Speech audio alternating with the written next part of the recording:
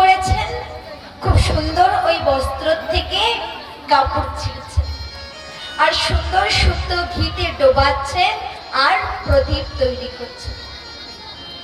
এবার সন্ধ্যার সময় যখনই প্রত্যেকটি প্রদীপে দীপ প্রজ্বলিত করেছেন, সম্পূর্ণ বাবাজির কুঠিরা আলোময় হয়ে গিয়েছে।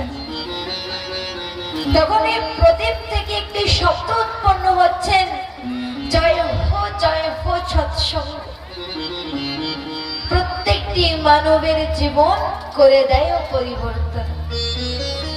কি বলছেন, এর আগে কিছুটা সময় ও প্রান্তে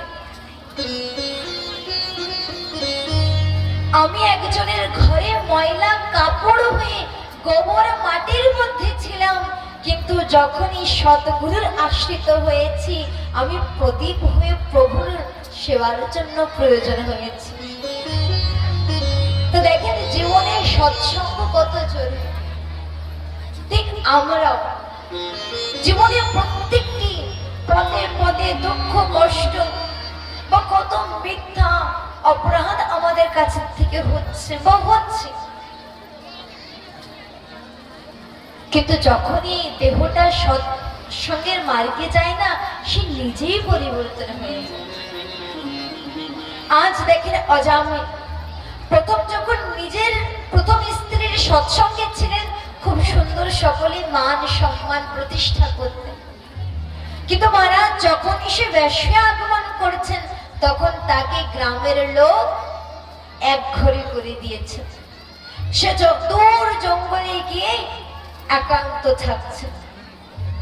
এবার ঘটনা কি হয়েছে, একদিন কিছু সন্ত ইত্যাদি অজামিলের ঘরে গিয়েছে। অজামিলের ঘরে গিয়ে বলছেন অজামিলের স্ত্রীকে যে এটা কি অজামিলের ঘর? বলছেন হ্যাঁ। বলছে অজামিল যে বড় ভক্ত শুনেছে। বলছে আগে ছিল, এখন আর ভক্ত টক্ত না, এখন তো সে বড় ডাকাত হয়েছে। সন্ত ইত্যাদি বলছেন যে মা, তোমার ঘরে আজকের সেবা আমরা চাই, আমরা বহু দূর থেকে এসেছি পথিক, তোমার ঘরে আজ আমাদের কি রাত্রে থাকার ব্যবস্থা করে দাও। অজামিলের স্ত্রী সে মহাত্মাদেরকে দেখে আনন্দ পেয়েছে, খুব সুন্দর ব্যবস্থা করেছেন, প্রসাদ তৈরি করে দিয়েছে। এবার মহারাজ কিছু সময় পর অজামিল ঘরে ফিরেছেন, আর যখনই অজামিল ঘরে ফিরেছেন না, সে দেখতে পায় দূর থেকে অনেক সন্ত ইত্যাদি এসেছেন। সে তো ক্রোধিত হয়ে যায় যে এত কষ্ট করে আমি ধন একত্রিত করি, অন্নর প্রয়োজন করি, আর তুমি এভাবে সাধুদের পাওয়াচ্ছ। এখন অনেক ঘরে থাকে না, বউ যা বলবে তাই হবে। ঠিক অজামিলের স্ত্রী বলছেন যে আমার মনে আশা হয়েছে যে আমি মহাত্মাদের সেবা করব, এখন আমাদের ঘরে সেবা পেয়েছে থাক। এখন মহাত্মারা খুব সুন্দর সেবা টেবা পেয়ে ঘরে ফিরে। এখন একটি নিয়ম আছে মহারাজ, যখন আপনি ব্রাহ্মণ বৈষ্ণবদের সেবা করাবেন না, তাই ভোজন দক্ষিণা দিতে হয়, আপনি যেমন পারেন। মহাত্মারা বলছেন অজামিল, তোমার স্ত্রী খুব সুন্দর আমাদের সেবা যত্ন করেছেন, এবার আমাদের ভোজন দক্ষিণা দাও। বলছে থাকতে দিয়েছি এই অনেক, আর দক্ষিণা টক্ষিণা পাওয়ার নাই, তোমাদের কাছে যা আছে তাও আমি নিয়ে নেব, যেভাবে এসেছো সেভাবে চলেছ। কিন্তু বলে না, সাধুর হৃদয়টা দয়ারের সাগর, সাধুর হৃদয় কমলের দয়াময়। তারা বলছেন হে অজামিল, আমাদেরকে কিচ্ছু দিতে হবে, কিন্তু আমরা তোমায় কিছু দিতে চাই। কি? এরপর তোমার ঘরে যে সন্তান জন্মগ্রহণ করবে না, তার নাম নারায়ণ রাখবে। অজামিল বললেন কখন হবে তখন দেখা যাবে। বলছেন তুমি আমাদের এইটুকু কথা শোনো, যে পুত্র আসবে তার নাম তুমি নারায়ণ রাখবে।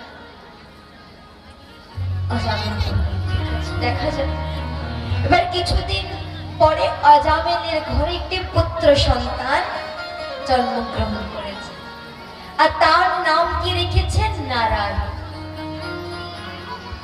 এবার অজামিল খেতে বসতে, বাবা নারায়ণ জল দাও, বাবা নারায়ণ খেতে আসো, বাবা নারায়ণ কি করছো, নিরন্তর তার মুখে দিয়ে নারায়ণ নারায়ণ এই নাম জপ হচ্ছে।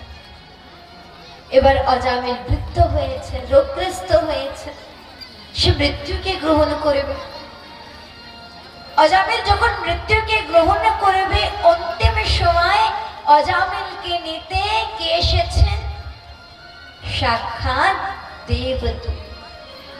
যখনই দেবদূত অজামিলকে নিয়ে যাচ্ছেন, এমন সময় যমদূত বলছেন, দাঁড়াও দেবদূত,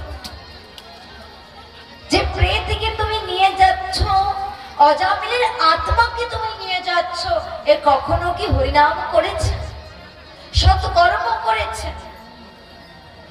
সে ব্রাহ্মণ জনিতে জন্ম নিয়ে অসৎ কর্ম করেছে, আজ তাকে তুমি স্বর্গলোকে নিয়ে যাচ্ছ, তার স্থান তো নরক। তখন দেবদূত বললেন, না। কেন? হে যমদূত, যখন অজামিলের প্রাণটা যায়, তখন সে অন্তিমবার তার পুত্রর নাম নারায়ণ নারায়ণ বলে জপ করেছিল। অনেকবার থাকে, দেখবেন যখন মৃত্যু কাছাকাছি থাকে না, তখন কিন্তু ভগবানের কথা না, সংসারিক জীবের নিজের স্ত্রী, ছেলে, মেয়ে বা নিজের বন্ধু বান্ধবের কথা প্রয়োজন হয়, তাদের কথা সে স্মরণ করে। কিন্তু ভুলে অজামিল সে তার পুত্রের কথা স্মরণ করছে না, আর ভয়তে নিজের পুত্রকে ডাকছে, বাবা নারায়ণ কোথায়, বাবা নারায়ণ কোথায়, একবার আমার কাছে। আর এমন সময় অন্তিম কালে নারায়ণ নারায়ণ নাম জপ করতে করতে অজামিল সে তার মানব দেহ থেকে মুক্তি পেয়েছে। আজ দেখেন, অন্তিম কালে শুধুমাত্র ভগবানের নামকে, ভগবানকেও ডাকিনি, তাই তাকে নিতে দেবদূত এসেছে। তেমন রাখবে, জীবনের নামের কি মহিমা, জীবনে প্রভুর কি মহিমা। এখন যখন ঘরে নতুন সন্তান হবে না, তখন গুগলে সার্চ করবেন যে ভগবানের নাম থেকে রিলেটিভ নাম, শর্টকাট নাম না, ফ্যান্সি নাম না, ট্রেন্ডিং নাম না। এখন তো এই যুগে এই হচ্ছে, শর্ট নেম, হানি বানি।